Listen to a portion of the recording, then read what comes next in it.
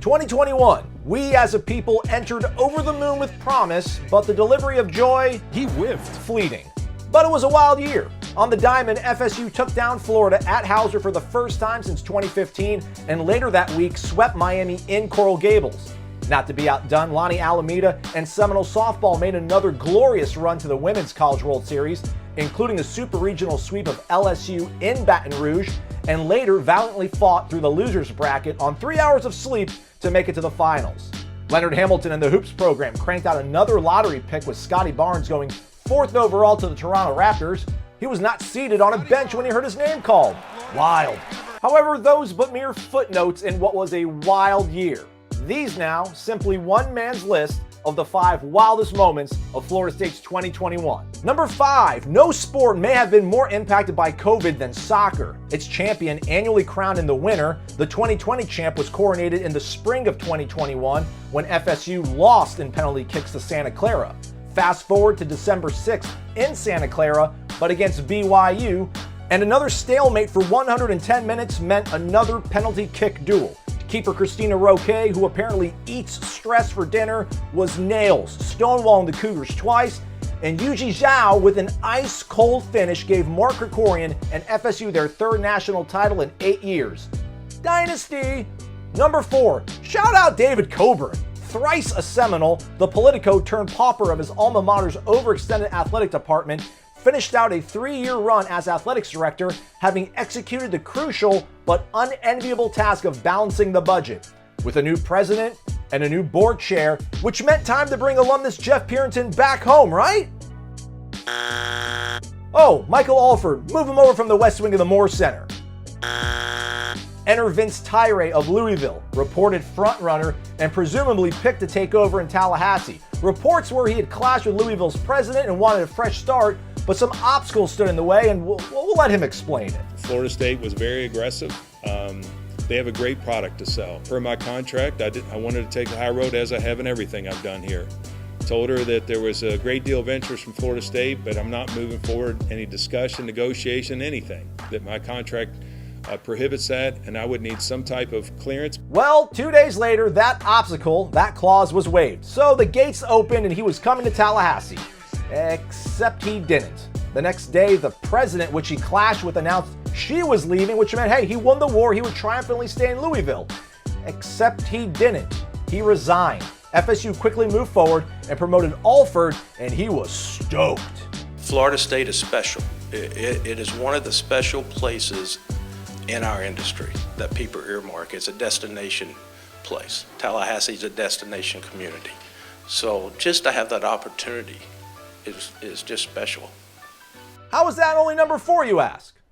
Well, down the field, he's got a man, caught it, he's free, Phil Johnson at the 10, at the 5, touchdown! Florida State long spared the indignity of getting App Stated or Georgia Southern and falling victim to an FCS team, which is a subdivision of top-level college ball where teams only have 53 scholarship players, took it on the chin at home versus a Jacksonville State team whose coach quit 2 months later. Jacksonville State earned a $400,000 payday, and the ruins on Bobby Bowden Field doubled as the backdrop for one of the most romantic wedding proposals in Western civilization. I made none of that up. Wild. Number 2, bartender, chaser, hurricane tears. 4 parts, 14 parts, 1,449 days had passed since FSU's last rivalry triumph, a 38-22 win over a Florida team who had an interim coach. FSU dominated the first half versus Miami, holding a 20-7 lead, but the Canes ripped off 21 straight second-half points to hold a 5-point lead with under a minute to go and pushed FSU behind the chains and to certain death, facing 4th and 14 with 1:05 to go. Travis delivers. Diaz, who earned $3 million to intelligently lead his team, later could only offer up the suggestion to bow up. FSU would win 31-28 thanks to the confident throw of Jordan Travis and the courage of Andrew Parchment. It should also be noted that Miami spiked the ball to end the game.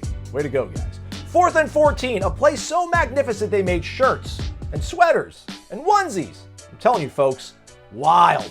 So what could top that? Well, You already know. Oh, we had a problem. We tried to do everything we could. What do you mean? Well, you know what I mean. He's gone.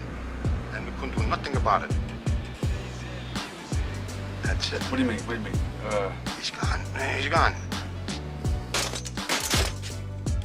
Amid the two leanest, most losing seasons in modern FSU football history, the Noles had managed to be the top choice for the top recruit in the entire nation.